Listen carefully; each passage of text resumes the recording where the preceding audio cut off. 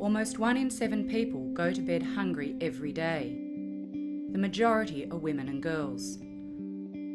What's worse is that many of these women are also directly involved in food production. If these women had equal access to farming resources, 100 to 150 million fewer people would go hungry.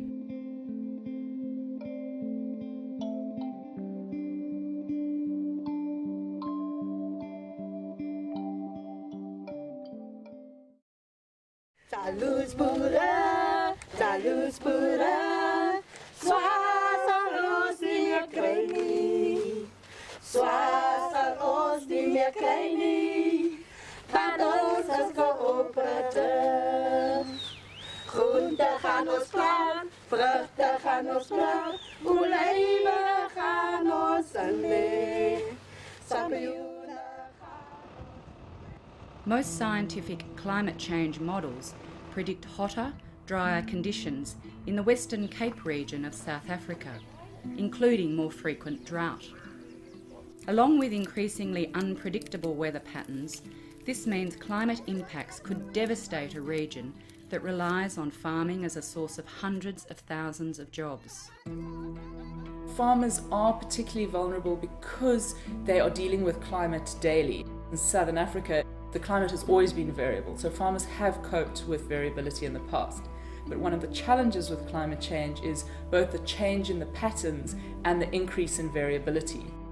Smallholder farmers often don't have the best access to information, and so ensuring that they have access to information is going to help them to start to adapt and plan for that change. Die plante is in Mei maand geplant. The seedlings were planted in May. We planted beetroot, cabbage and spinach and beans.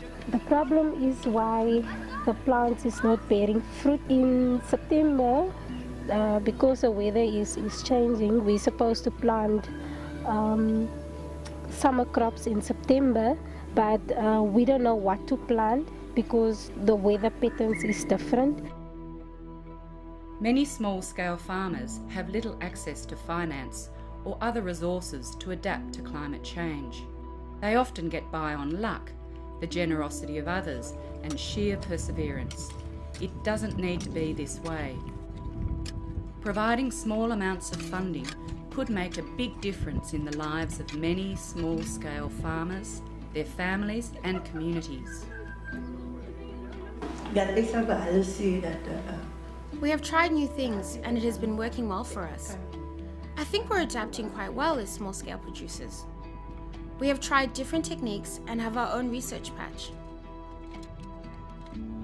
We have learned by doing, as well as by getting ideas from others in our community. Because the summer gets very hot here, we have learned techniques to keep the land moist and use less water. I think one of the things with climate variability and change is that we need to look for opportunities.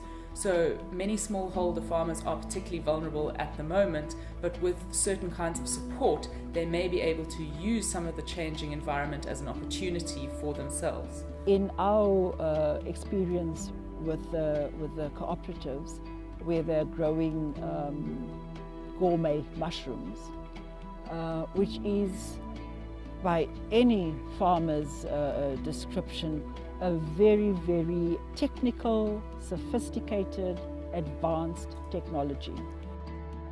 You know, women have received training, they've been open, they've been responsive, and they have adapted, if you like, to this very advanced, foreign, alien technology. For me, it's just indicative of the adaptiveness and responsiveness, open-mindedness of small-scale farmers. We are a team, I tell you that. If you think about the road we have to walk, it's a long distance, but we make jokes, we laugh, and then you don't feel the road. We support each other as women. We are there for one another. There are times when things are so hard, then the other women come and say, well, we can do this, or we can do that, to make things better. There are a number of existing climate funds. But what we're seeing is that people are really battling to access those funds, particularly people at the local level. And I think this is a huge challenge because it is people at the local level who need to adapt to climate change. Oxfam is calling on governments to make key decisions about the design of the global Green Climate Fund, including access to these funds by small-scale women farmers.